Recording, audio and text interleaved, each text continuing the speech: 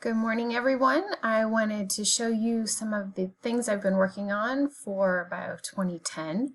I thought I'd start by directing you to our Canvas page. And so the way that I'm going to be setting up our modules is that I will always begin with some clear instructions, and then if you can just systematically march your way through the module, that will result in you completing all the assignments. So you can see here, if you start with the first header, which is the actual lab schedule, I have all the dates, the due dates, and I'll try to make sure that the calendar function is up to date as well. If you want to check that out on Canvas, that's another great way to always figure out when something is due. So you'll notice that we have no lab this week as we're transitioning to this online format, which is kind of overwhelming and crazy. Next week is going to be cell respiration photosynthesis, the self-designed experiment.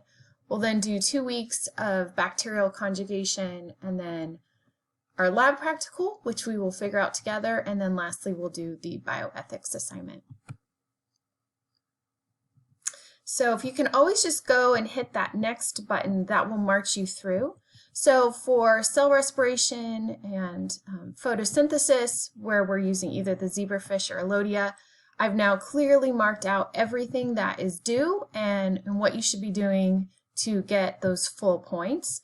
And again, if you just hit the next button at the bottom of the page, that will march you through to the next appropriate screen.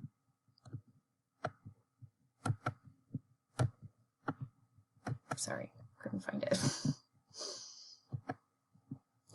All right, so the first thing that I'm asking you to do is to take a quiz, which is the same as our pre-lab quiz that we do every week. So you'll go ahead and select this box. You'll take the quiz. You should note that there is a time limit. So you are going to need to go ahead and just answer them quickly like you would in lab. Again, this is to inhibit cheating and using outside resources. In the coming week, we actually will be installing HonorLock, and so potentially this would be done with HonorLock, but as of right now, it's not set up. So this is going to be due no later than March 24th. You can go ahead and take it today if you're at home and bored and want to get started on some work and work ahead a little bit. So then you just hit that next button, and now it's going to give you the slides that I used for the pre-lab lecture. These are the same slides that Professor Silva used as well. And so if you just need a little refresher, feel free to utilize that.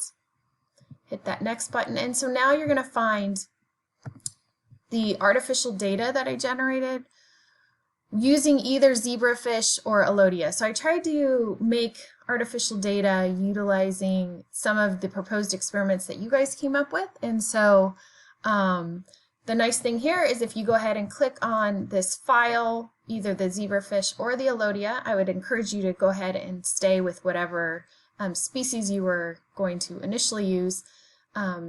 In Excel, you'll find I've got 3 different data sets looking at potentially, say, the effects of caffeine on the rates of cell respiration in zebrafish. Or I made up artificial data for what's the effect of artificial light versus sunlight in Elodea. So please feel free to select whichever experiment is most interesting to you, and then you're going to be expected to analyze it and come up with t-tests, find the averages, etc. So it's going to be hard for you to submit your entire packet of lab questions, so what I'm asking you to do is to actually just take a picture of page 71 from your lab packet, take a photo of that, upload that here, and that's the only thing I will be grading from the lab packet, which really is looking at how you're thinking about your experiment. So, and then the next page, if you go ahead and click that, it marches you through. What I'm asking you to do here is go ahead and do your data analysis in Excel. I know a lot of times you guys worked in groups of 4 and one person was kind of your Excel expert. So this might be a little overwhelming to some of you who were not using Excel. So if you want to work on your data and then send me an email and ask if you're on the right track, I'm happy to take a look at that. And then if you go ahead and do that, then that will count as 3 extra credit points towards your lab report grade. So potentially you could actually get more than 100% on your lab report. So I would highly, highly encourage you to go ahead and do that. But again, take note that the due date is next Thursday. So you don't want to wait till the next weekend to actually get that in. And then finally, I have asked for you to submit your written up lab report. You'll submit that here. Again, you can see the rubric.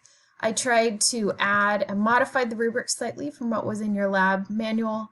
I've added a section for bibliography. A lot of you got counted off for that, and we added points back for that. But I've now clearly marked that in the rubric.